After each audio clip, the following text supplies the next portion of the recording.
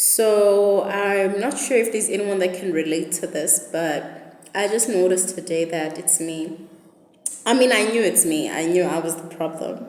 I knew it's me. I'm going through so much because of me, right? Because it's never God. It's never going to be God.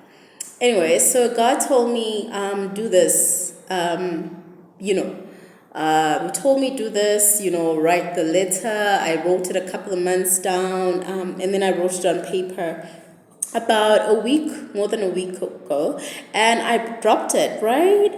And then after I dropped it, like there were some things happening in my life, and I had high expectations that the outcome of that letter would happen now, like everything would be accelerated. And it wasn't. Okay, so instead of focusing on all the other things that he told me to do, I have this habit of focusing on this one promise that I want really, really badly. Like, I look at the other promises and I'm like, yeah, you're good. But like, there's this one promise that I'm like, okay, I'm waiting for this, right? So whenever any instruction comes about that particular promise, I just drop everything and I'm like, okay, listen, right? And then when it doesn't, yeah, me and God still talking about that. But like when it doesn't yield like what I expected it to yield in that point, right?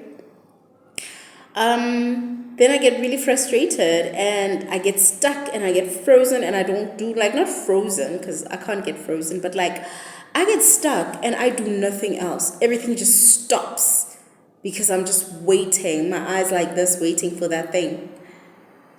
And then eventually I'm like, okay, you know what? Like to kalala is to like say, you know what, I'm not going to do this anymore. I'm just not going to focus. In fact, I'm not even sure I want this anymore. And then you start doing other things.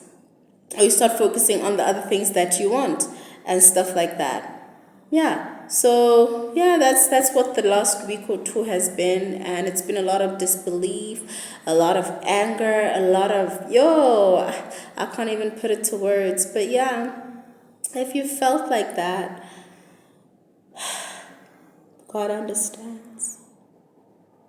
Okay, God understands, and He's gonna just walk quietly beside you and try to reason with you.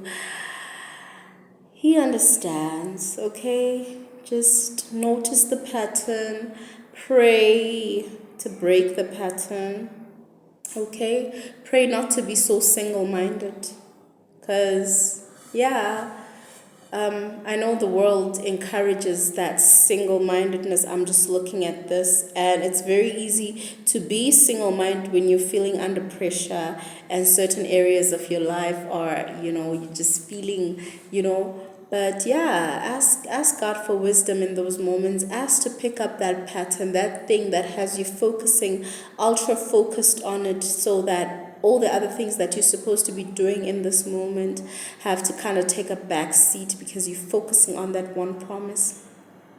Ask God for grace, not to do that anymore, to just obey and move on.